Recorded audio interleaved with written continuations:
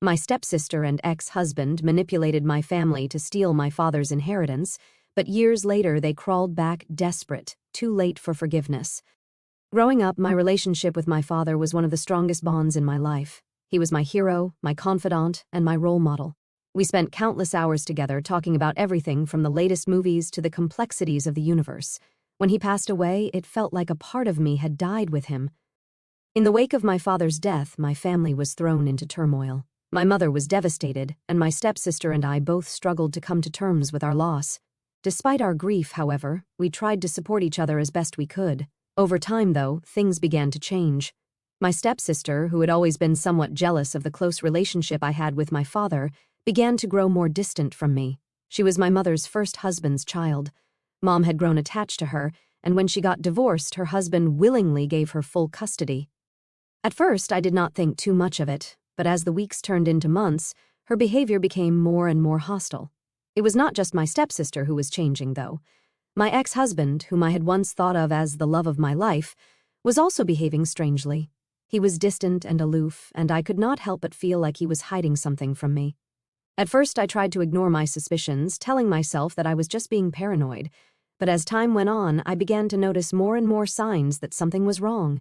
He was spending more and more time with my stepsister, and I could not help but feel like they were plotting something behind my back. When I finally confronted him, he denied everything.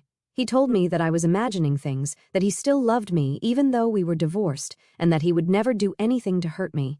But deep down, I knew that something was wrong. It was not until after my father's inheritance was revealed that I discovered the truth.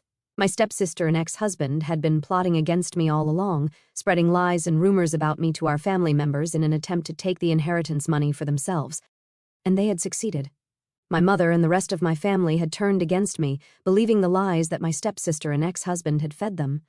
I was shocked and devastated. How could the people who were supposed to love me the most, my family members, turn on me so quickly and so easily? And how could my ex-husband, the man I had once loved and trusted with my life, be so deceitful and cruel? I tried to talk to my mother about what had happened, but she would not listen. She was convinced I was lying and that I was trying to steal the inheritance money from her. No matter what I said or did, she refused to believe me. The rest of my family was no better. They had all turned against me, believing the lies and rumors that my stepsister and ex-husband had spread about me. No matter how much I tried to explain the truth to them, they would not listen. It was like I was living in some sort of nightmare. I could not believe that my own family could be so cruel and heartless. I felt completely alone, like no one in the world cared about me or believed in me, but even though it was difficult, I refused to give up. I kept trying to talk to my mother and the rest of the family to make them see the truth. I wrote letters, sent emails, and made phone calls, anything to try to get through to them. But nothing worked. They were all convinced that I was lying and trying to steal my mother's inheritance money, and no matter how much I wanted to convince them otherwise, they refused to listen. In the months that followed, I did my best to hold on to what was left in my relationships with my family members, but it was a losing battle. My stepsister and ex-husband continued to spread their lies, and my mother and other family members were all too willing to believe them. I decided to confront my ex-husband and stepsister about what they had done. I arranged to meet them at a coffee shop, and as soon as I saw them, I knew that things were going to get ugly. I asked them why they had turned on me, why they had lied to my family members, and turned them against me. They did not even try to deny it.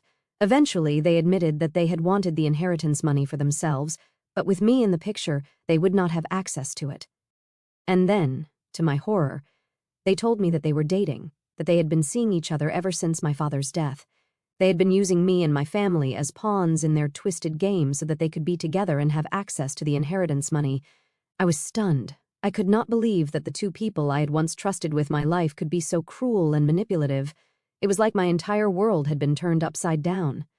But I had recorded this conversation. I knew my family would not believe me, but I knew my father's lawyer. I sent it to him. According to my father's will, everybody had been informed that my father's inheritance would be passed on 2 years after his demise. I cannot talk sense into my mother, but at least the lawyer could when the time was right. For the next 2 years, I continued with my life, trying to move on from the hurt and betrayal. I did not talk to my family much, and when I did, it was with one cousin who still believed me. I avoided any discussions about the inheritance. I did not want to deal with the politics anymore. As the 2-year mark approached, I knew that the time would come when my family would find out the truth.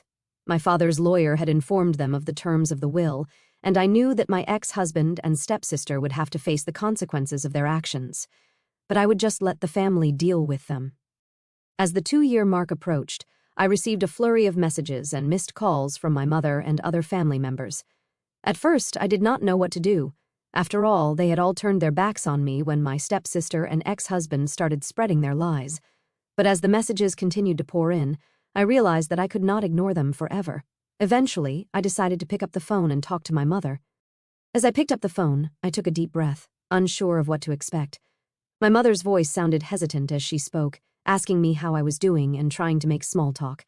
I knew that she wanted to talk about the inheritance, but I was not ready for that just yet. I listened as my mother talked about how much she missed me and how she wished that we could all be a family again, but I could not forget how easily she had believed the lies of my ex-husband and my stepsister. I remained polite but distant, not wanting to engage in any further drama.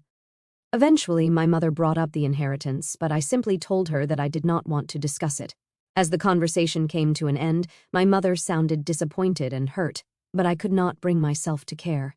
After everything that had happened, I knew that it was time for me to focus on my own life and let my family deal with the consequences of their actions.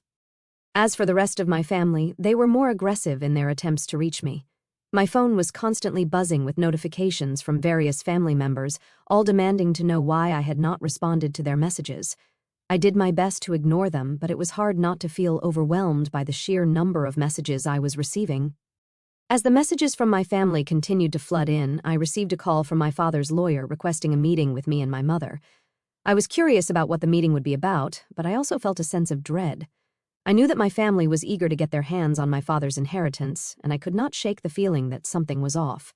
During the meeting, the lawyer informed me that my father had left a legal heir, but he refused to disclose the contents of the document without me present.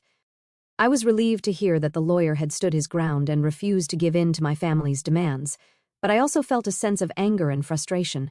It was clear that my family had been hounding me because they wanted to know what my father had left behind, and I could not help but feel like they were only interested in me now because of the potential inheritance, even my mother.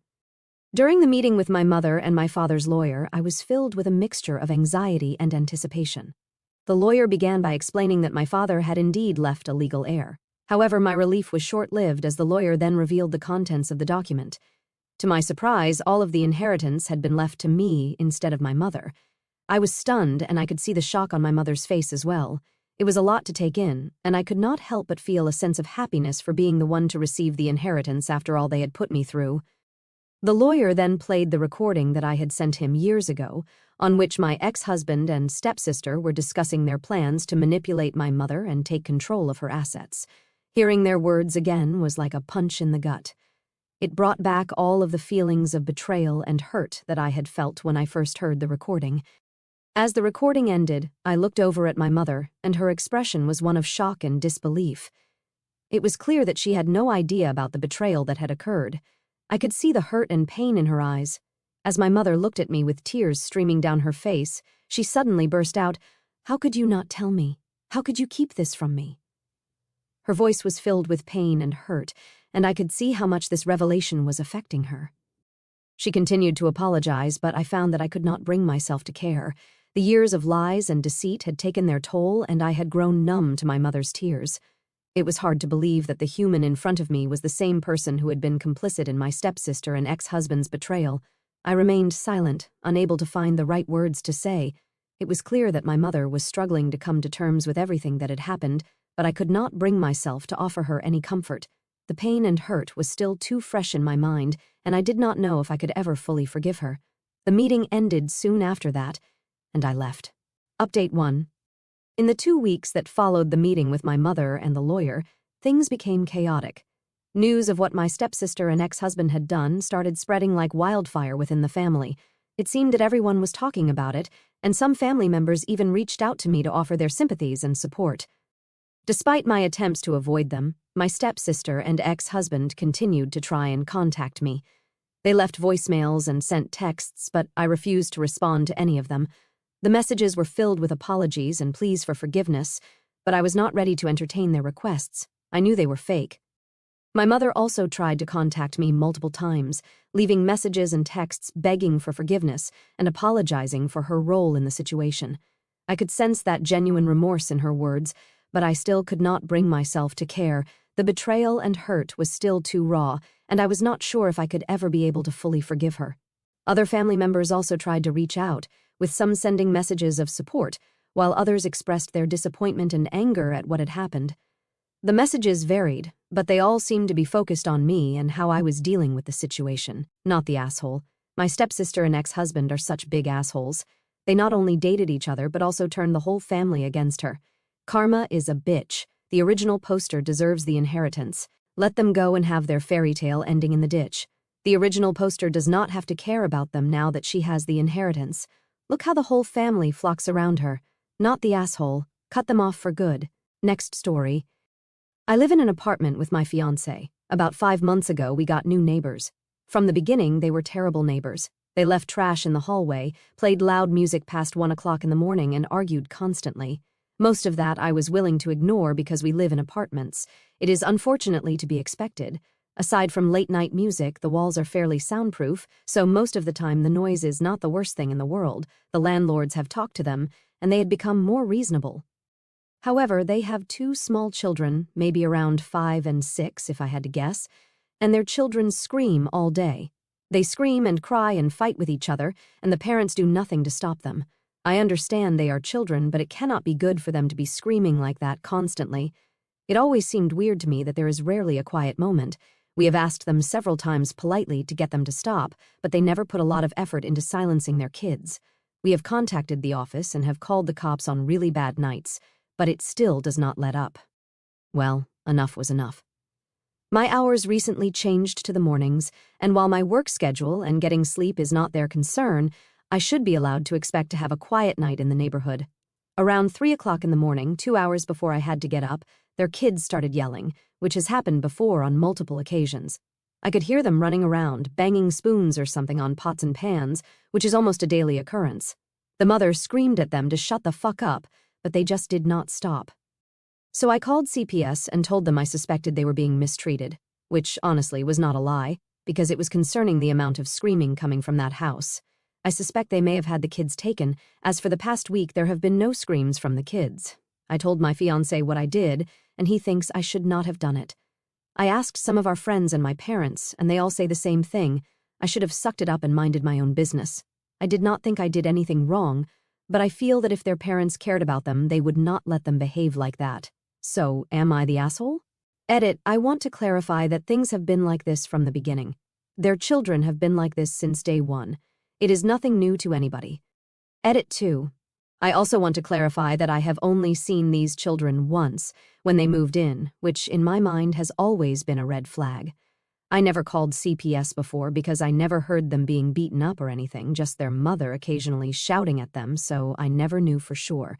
I do not know the home situation, but everything from the beginning that always seemed very odd. I never hear them leave the apartment when I am home on my off days. I have rotating off days, and I do not know what kind of jobs the parents have. I do not know a lot about CPS, if I am honest, but I always thought they would do something if something needed to be done. Not the asshole. CPS does not take kids because they are loud or even up at 3 o'clock in the morning. They remove children because they are in danger or being neglected or abused. You did the right thing. I wish someone had done that for me when I was a kid. Next story. I am still dumbfounded over this whole situation, and I do not know if I handled it correctly, but here we are. My nephew, a 31-year-old male, began dating Jessie, a 28-year-old female, close to 1 year ago. They had met each other's families, and the relationship was progressing smoothly. I even met her myself at a recent dinner where the situation in question took place. My nephew and Jessie show up, and introductions are made. Everything was fine until I introduced myself by first name. As soon as she heard my name, Jessie asked me, "Wait, are you first name? Nephew's last name?" I confirmed that that was my name, and she then asked me if I used to teach at elementary school the next state over, which I confirmed. It was then that I remembered Jessie as a student there. I do not know what disabilities she ended up having, but I do remember that other teachers wanted to have Jessie put in special education, which her parents were resistant to, so they pulled her out and homeschooled her to avoid any diagnosis. She revealed the last bit to us later that night. I told her my nephew spoke highly of her professional accomplishments, and I was glad that things turned out well for her in the end. She scoffed at me and said, "I definitely did not help. I was confused and asked for clarification since I do not really remember any specific incident with Jessie. She told me that I clearly do not remember writing her up for fucking nothing. I did not, and admitted as much. She then angrily told me that she vividly remembered that I made her take a note home to her parents to have signed for talking back to her. She then ended it with, "I do not even remember what was said anymore, but I can tell you that I was not talking back to you. I was asking you to explain what I did wrong and why it was wrong."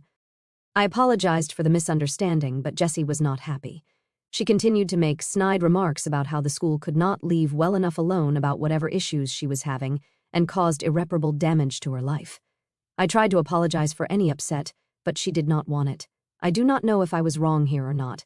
I know the school had all students' best interests at heart, and I do not remember the back-talking incident, but Jessie seems convinced of it. Not the asshole. It sounds like you were disciplining a child who probably needed it, and the child, instead of accepting correction, wanted to explain to you why you were wrong and why you were misunderstanding her emotionally. Well-adjusted 28-year-olds do not carry grudges about getting in trouble for talking back in elementary school. As I sat alone in my living room that night, the echoes of the family dinner still ringing in my ears, I couldn't shake the whirlwind of emotions that had overtaken me. The encounter with Jessie had been so unexpected, like a ghost from my past materializing at the dinner table, armed with grudges I didn't even know existed. I poured myself a glass of wine, staring at the flickering candle on the coffee table, trying to process it all. Dumbfounded, that word barely scratched the surface. I felt exposed, vulnerable, as if a chapter of my life I'd long since closed had been ripped open and scrutinized under a harsh light. Teaching elementary school had been my passion for over 2 decades. I loved shaping young minds, watching those little sparks of curiosity ignite into flames of knowledge. But it wasn't always easy. Kids like Jessie, bright, questioning, but sometimes defiant, tested the boundaries. I remembered her vaguely now, after she'd jogged my memory, a girl with wide eyes and a quick tongue, always probing, always pushing back. The other teachers had flagged her for potential learning differences, things that could have been addressed with proper support. Her parents' decision to pull her out and homeschool her? That wasn't my call. I was just one cog in the system, trying to do what was best for all the students in my class. Yet here she was, years later, holding me accountable for a system that had failed her, or at least that's how she saw it. Guilt crept in first, insidious and unwelcome. Had I really written her up for talking back when she was just seeking clarification? I racked my brain, sifting through memories of chaotic classrooms, lesson plans, and parent-teacher conferences. Elementary school discipline is a delicate dance. You have to maintain order for 30 kids while nurturing their individuality. If I did send that note home, it was probably because her question had crossed into argument territory, disrupting the flow. But I couldn't recall the specifics. That amnesia stung. It made me feel like I'd dismissed her pain too easily. Was I the villain in her story? The thought twisted my stomach. I've always prided myself on being fair, on listening to my students. But maybe, in the heat of the moment, I hadn't listened enough. Anger followed close behind, bubbling up like steam from a kettle. How dare she ambush me like that, in front of my family, turning a pleasant evening into an interrogation. My nephew looked mortified, his face paling as Jessie's tone sharpened. He'd spoken so glowingly about her, her career in graphic design, her independence, her wit. And now this? It felt personal, vindictive, holding on to a grudge from elementary school for over 20 years? That seemed unhealthy, obsessive even. Well-adjusted adults, as one might say, move on. They reflect, they grow, they forgive minor slights from childhood. But Jessie clung to it like a lifeline, using it to lash out. Part of me wondered if this was displaced anger, at her parents for denying her the help she might have needed, at the school for pushing the issue. I became the scapegoat, the face she could confront. Sadness washed over me next, a heavy wave that left me feeling hollow. I thought about Jessie's life trajectory. From what she'd shared, homeschooling had isolated her, perhaps stunted her social development. No diagnosis meant no accommodations, no tailored education. She turned out successful, yes, kudos to her resilience, but at what cost? The irreparable damage she mentioned. Did that include emotional scars? I felt a pang of sorrow for the little girl she once was, navigating a world that didn't quite fit her. As a teacher, my goal was always to help, not harm. If my actions contributed to her pain, even unintentionally, that weighed on me. I replayed our conversation, my apology, her scoff. "You definitely did not help." Those words echoed, accusatory. I wanted to reach back in time, to handle that moment differently, to explain myself better. But time doesn't bend that way. Confusion muddled everything. Why bring it up now, at a family gathering? Was it cathartic for her, or a test of our budding family dynamic? My nephew adored her, I could see it in his eyes. Would this rift poison their relationship? I didn't want to be the cause of that. Family means everything to me. Holidays, birthdays, these shared moments. Introducing myself by name shouldn't have detonated a bomb. And her resistance to my apology? It left me reeling. I offered it sincerely, admitting I didn't remember but regretting any upset. Yet she rejected it, preferring to nurse the wound. That made me question my own empathy. Am I too quick to defend the system? Schools aren't perfect, bureaucracy often trumps individual needs. Maybe I should have advocated harder for kids like Jessie back then. Regret settled in as the wine warmed my veins. Not just for that forgotten incident, but for the broader picture. Teaching is a calling, but it's fraught with landmines. You make decisions in seconds that can echo for decades. I retired 5 years ago thinking I'd left it all behind, the joys, the heartaches, but here it was, resurfacing. I pulled out an old photo album from my teaching days, flipping through class pictures, faces blurred together but each one held a story. Did others harbor resentments? The thought chilled me. I've received thank you notes from former students, hugs at grocery stores. Those affirmations sustained me. But one negative encounter like this could overshadow them all. It's human nature, I suppose, to fixate on the flaws. Yet, beneath the turmoil, a spark of defensiveness flickered. I wasn't wrong to discipline her if she was indeed talking back. Classroom management requires boundaries. Without them, chaos reigns. Jessie's version painted me as authoritarian, but context matters. A child arguing with a teacher disrupts learning for everyone.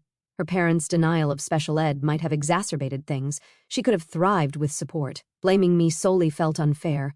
The school had protocols. I followed them. Still, empathy tugged at me.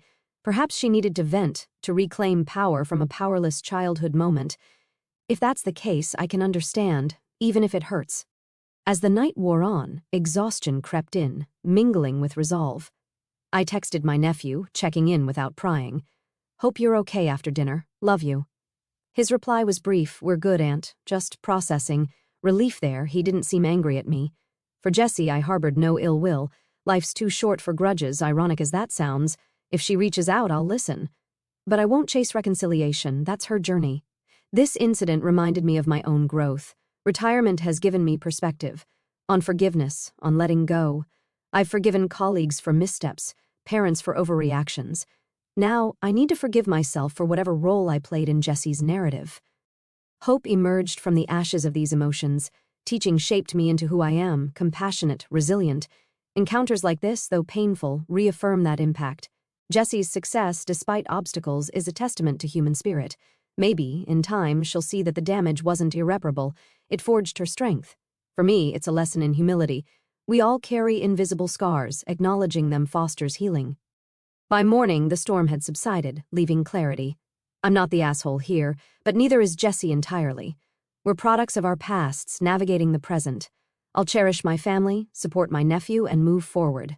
Life's too precious for elementary school echoes to define it.